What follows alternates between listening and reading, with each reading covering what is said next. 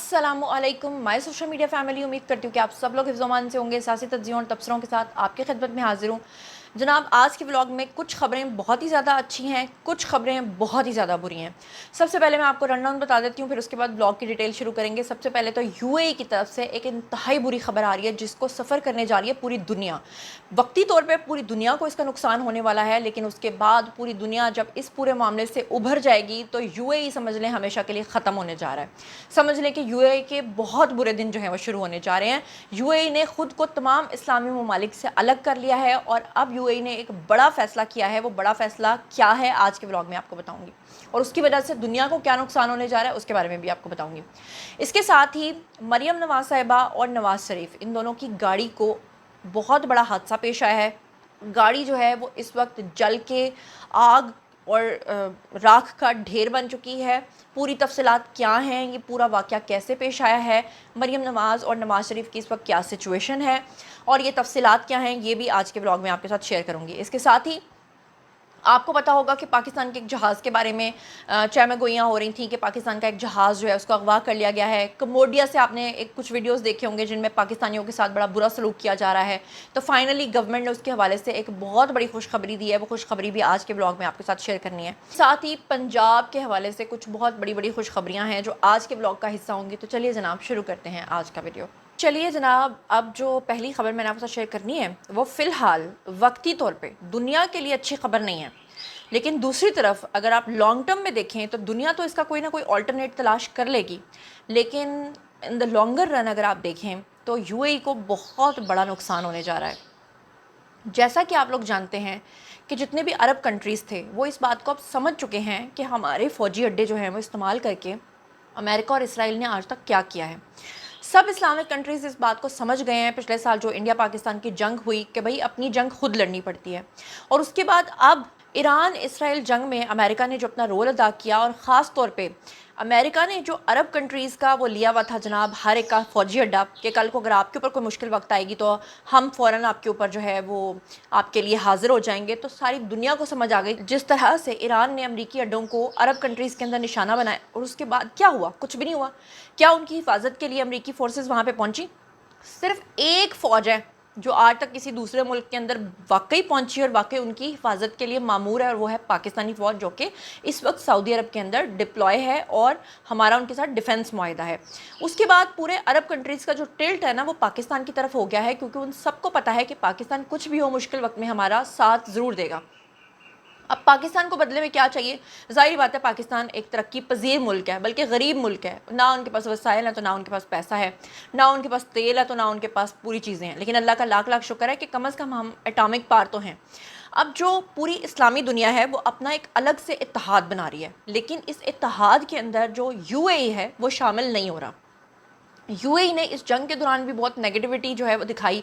UAE ने जो है वो अपना कर्ज भी पाकिस्तान से वापस मांगा, और ऐसे मौके पे मांगा कि जब उनको पता था कि पाकिस्तान जो है वो मीडिएशन में मसरूफ़ है, और पाकिस्तान को अगर हम अचानक से दबाव में लाना चाहें तो हम उनसे फ़ौरी तौर पर कर्ज मांगेंगे। लेकिन पाकिस्तान ने सऊदी अरब और कतर की मदद से फ़ौरी तौर पर उनका कर्ज भी $3 अरब जो है वो वापस कर दिया। अब एक और बड़ी चवल मारी है जी यूएई ने। कैसे?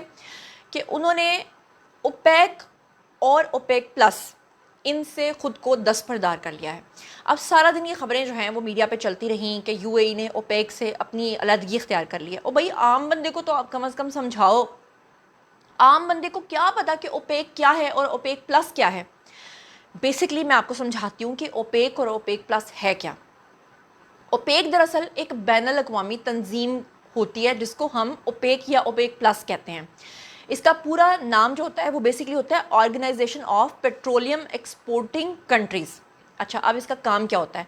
काम ये होता है कि बेसिकली पूरी दुनिया के अंदर वो ममालिक जो जिनके अपने मुल्कों के अंदर तेल पैदा होता है, तेल निकलता है, उसमें कौन कौन से मुल्क हैं? सऊदी अरब, यूएई, ईरान, इराक और कुवैत। ये वो ममालिक है जिनके अंदर बड़ी तादाद में तेल जो है वो निकलता है। तेल और भी कंट्रीज़ में निकलता है, लेकिन ये वो ममालिक हैं जो बेसिकली एक्सपोर्टर्स हैं ऑयल के। یہ جو اوپیک اور اوپیک پلس ہے یہ ان کنٹریز کے اوپر مشتمل ایک تنظیم ہے. اس تنظیم کا کام کیا ہوتا ہے؟ تنظیم کا کام یہ ہوتا ہے کہ پوری دنیا کے اندر جو آئل کی ڈیمانڈ اینڈ سپلائی ہے اس کو کیسے کنٹرول کرنا ہے. یعنی کہ اگر پوری دنیا کے اندر پیٹرول جو ہے اس کی مانگ بڑھ گئی ہے، آئل کی جو مانگ ہے وہ بڑھ گئی ہے، تیل کی مانگ بڑھ گئی ہے، تو اس کو پیداوار کو کیسے بڑھانا ہے. اور اگر پوری دنیا کے اندر مانگ بہت کم ہو گئی ہے، ڈیمانڈ بہت کم ہو گئی ہے، تو پھر سپلائی اینڈ ڈیمانڈ کے بیچ میں توازن کیسے پیدا کرنا ہے. تو بیسکلی پرائسز جو ہیں ان کو فلکچویٹ نہیں ہونے دینا اور پرائسز کو کس طرح سے مینٹین رکھنا ہے، یہ سارے ان 5 کنٹریز کا کام ہے جو پوری دنیا کو تیل جو ہے وہ پرووائڈ کرتے ہیں. اب یو اے نے کیا حرکت کی ہے؟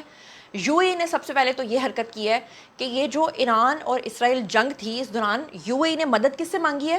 اسرائیل سے. اسرائیل نے اپنا جو آئرن ڈوم ہے وہ پرووائڈ کیا ہے کس کو؟ یو اے کو. آپ دیکھیں کہ پہلا اسلامک کنٹری ہے برائے نام. ورنہ آپ کبھی سوچ سکتے ہیں کہ اسرائیل جو ہے وہ کسی مسلم ملک کو اپنا دفاعی نظام دے گا؟ ایسا پاسبل نہیں ہے. یعنی اس کا مطلب یہ ہے کہ اس وقت یو اے کا جو ٹلٹ ہے وہ سارا کا سارا کس کی طرف ہے؟ اسرائیل کی طرف ہے. اور اسرائیل کا دوست کون ہے اس وقت؟ امریکہ اور انڈیا. یعنی کہ سمجھ لیں کہ یو اے نے اس وقت اپنے آپ کو تمام عرب دنیا سے الگ تھلگ کر لیا ہے. اوپیک اور اوپیک پلس سے بھی خود کو نکال لیا ہے. آئرن ڈوم بھی انہوں نے اسرائیل کا استعمال کیا ہے. اور آپ کو پتہ ہے کہ پچھلے 2 مہینے کے اندر جب سے یہ جنگ کا پورا سلسلہ چل رہا ہے تب سے انڈیا کے تقریباً جو وزیر خارجہ ہیں وہ 4 مرتبہ یو اے کا دورہ کر کے آ گئے ہیں. اور اندر کھاتے جو ہے یہ پاکستان کے اوپر حملہ کرنے کی پلاننگ بھی کر رہا تھا بھارت، جس کے بارے میں سب سے پہلے ہماری جو انٹیلیجنس ہے ان کو یہ آبویسلی خبریں ہوتی ہیں. اور پھر جب سعودی عرب کو یہ بات بتائی گئی تو سعودی عرب نے انڈیا کو وارن کیا ہے کہ اگر آپ نے کسی قسم کی بھی کوئی حرکت کی تو اس کے نتائج جو ہیں وہ بہت ہی برے آپ لوگ بھگتیں گے. یہی وجہ ہے کہ ابھی تک انڈیا نے سمجھ لیں کہ اس چیز کے اندر قدم نہیں رکھا. ویسے بھی ان کو پتہ ہی ہے کہ ہم نے ذلیل و خوار ہی ہونا ہے پاکستان کے ہاتھوں. ان کی فضائیہ تو آپ سمجھ لیں کہ انڈیا جو ہے وہ واحد ملک بن گیا ہے جس کے سب سے زیادہ طیارے جو ہیں وہ تباہ ہوئے ہیں اب تک.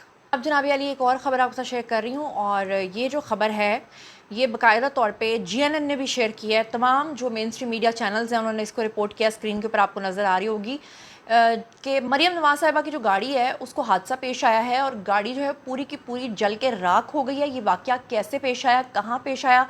اور بتایا جا رہا ہے کہ اس وقت گاڑی کے اندر جو ہے وہ مریم نواز اور نواز شریف دونوں موجود تھے. یہ کیا واقعہ ہے ایگزیکٹلی آپ کے سامنے رکھتی ہوں. سب سے پہلے یہ انگریزی میں خبر ہے اور میں آپ کو اردو میں ساتھ ٹرانسلیٹ کر کے بتاتی ہوں جناب. اور اکارڈنگ ٹو نیوز اور اکارڈنگ ٹو یہ جتنا بھی میڈیاز کو ابھی تک بتا رہا ہے ان کا کہنا یہ ہے کہ پروٹوکول وہیکل تھا جی پنجاب چیف منسٹر مریم نواز کا، کہ اچانک سے ان کی گاڑی کے اندر جو ہے وہ شدید آگ جو ہے وہ بھڑک اٹھی. اور یہ واقعہ جو ہے یہ بتایا جا رہا ہے منڈے یعنی پیر کی ایوننگ کا. اور ریسکیو آفیشلز نے یہ ساری جو خبر ہے یہ بریک کی ہے.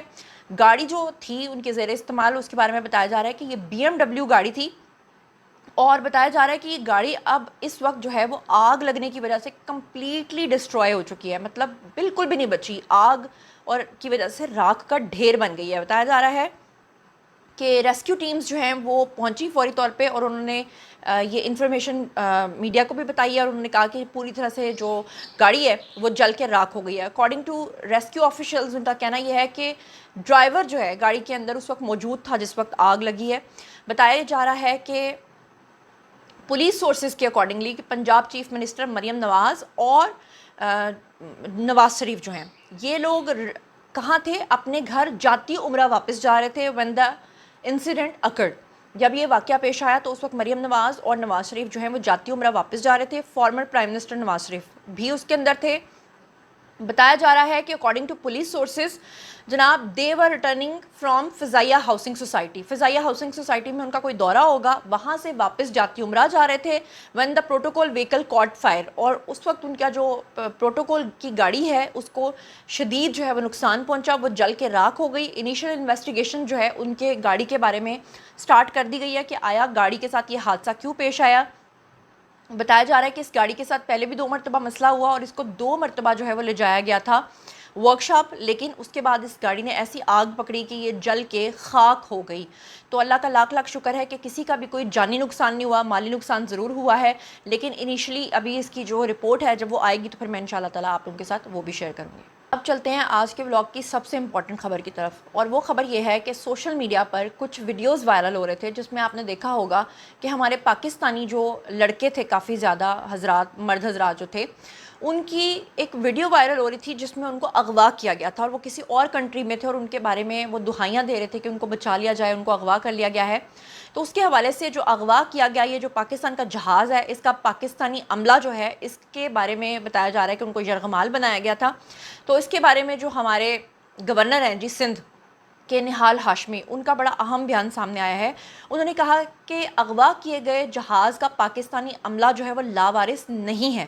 ان کا کہنا یہ ہے کہ یرغمالیوں کے وارث جو ہے وہ ریاست ہوتی ہے، اور انہوں نے اپنے بیان میں کہا کہ تمام عملے کی بحفاظت واپسی حکومت کی بنیادی ترجیح ہے، اور اس مقصد کے لیے ہر ممکن کوششیں جاری ہیں، اور انہوں نے اس عزم کا بھی اعادہ کیا کہ حکومت اپنے شہریوں کو محفوظ طریقے سے واپس لائے گی اور لانے کی کوششیں بھی کر رہی ہے۔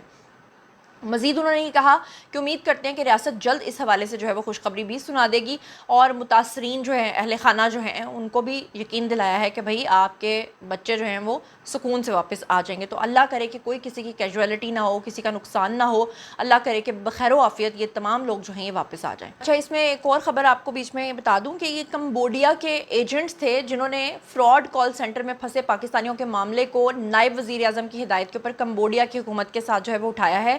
کمبوڈیا کی حکومت نے فوری طور پہ کارروائی کرتے ہوئے فراڈ کال سینٹر پہ چھاپہ مار کے 56 پاکستانیوں کو بازیاب کروا لیا ہے، اور پاکستانی سفارت خانے کا جو عملہ ہے وہ ان افراد کی دیکھ بھال کر رہا ہے، اور کمبوڈیا کی حکومت نے ان پاکستانیوں کے خلاف بنا کوئی قانونی کارروائی کیے جذبہ خیر سگالی کے تحت انہیں وطن واپس بھیجنے پر آمادگی بھی ظاہر کر دی ہے، اور پاکستانی سفارت خانہ ان کے لیے فلائٹ کا انتظام بھی کر رہا ہے۔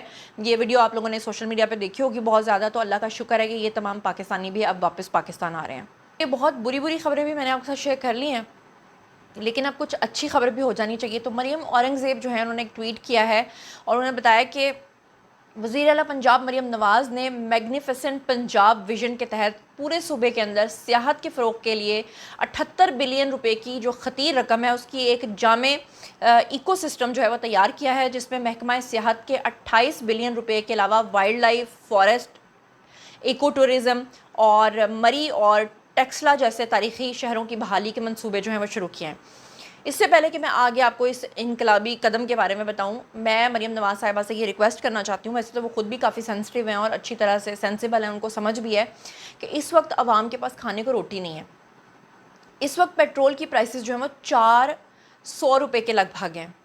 آپ یہ اندازہ کریں کہ آنے والے دنوں میں بتایا جا رہا ہے کہ پیٹرول کی پرائسز مزید بڑھ جائیں گی، تو سیاحت کو آپ کیسے فروغ دیں گے؟ یعنی کہ پاکستانی جو ہیں انہوں نے کہاں جانا ہے؟ مری جانا ہے، یا انہوں نے ناران کغان جانا ہے، یا انہوں نے گلگت بلتستان جانا ہے؟ اس کے علاوہ تو ان کے پاس جانے کے لیے کوئی جگہ نہیں ہے، اور اگر وہ ان جگہوں پہ جاتے ہیں تو آپ یہ سوچیں کہ 400 روپے فی لیٹر کے حساب سے جب وہ اس جگہ تک پہنچیں گے تو وہ بیچارے کھائیں گے کیا، رہیں گے کیسے، اور کیسے وہ ان ناردرن ایریاز کی جو سیر ہے وہ کریں گے؟ اس میں آپ مجھے بھی شامل سمجھیے۔ میں وہ انسان ہوں جو ہر سال گرمیوں میں جی بھی جاتی ہوں، لیکن یقین کریں کہ پیٹرول کی پرائسز دیکھ کے نا میں تھر تھر کانپ رہی ہوں۔ تو آپ کیسے سیاحت کو جو ہے وہ فروغ دیں گے؟ پہلے تو مجھے آپ اس بات کا جواب دیں۔ بہرحال ان کا کہنا تھا کہ اگلے 3 سالوں میں اس کو مضبوط اکنامیکلی طریقے سے بنانا چاہتے ہیں، جس کے لیے جو ہے ہسٹورک، آرکیولوجیکل اور ایکسپیریمنٹل ٹورزم اور ٹورسٹ ٹریلز جو ہیں وہ متعارف کرائی جائیں گی، اور عوام سے گزارش ہے کہ تمام سیاحتی مقامات کا ورچوئل تجزیہ کرنے کے لیے magnificent Punjab app download کریں، اور جدید انفراسٹرکچر کے لیے جو ہے وہ ابھرتے ہوئے نئے سیاحتی دور کا حصہ بنیں۔ تو یہ میں نے پوری خبر آپ کو بتا دی، لیکن میرا سوال آج بھی وہی ہے، اس کا جواب مجھے آپ لوگوں نے دینا ہے۔ بہرحال جناب، یہ تھا آج کا ولاگ۔ باری جی آپ لوگوں کی آئی کامنٹ سیکشن میں بتائیے کہ آپ کو میرے ولاگز کیسے لگتے ہیں۔ مجھے پتہ ہے کامنٹ سیکشن میں آپ لوگ شیئر کرتے ہیں، لیکن وہ لوگ جو کامنٹ نہیں کرتے، خاموشی سے ولاگ دیکھ کے چلے جاتے ہیں، ضرور بتائیے گا، اور یہ بھی بتائیے گا کہ آپ کیا چاہتے ہیں کہ مزید ان ولاگز کے اندر اور کن کن چیزوں کو ڈسکس کیا جائے۔ جو کچھ بھی آپ سوچتے سمجھتے شیئر کیجیے، پرسنلی جواب دوں گی۔ مزید خبریں، ولاگز، انٹرویوز اور سیاسی تجزیے جاننے کے لیے اور میرے ساتھ کنیکٹڈ رہنے کے لیے چینل کو سبسکرائب کر لیجیے گا۔ اپنا بہت خیال رکھیے گا۔ اللہ نگہبان۔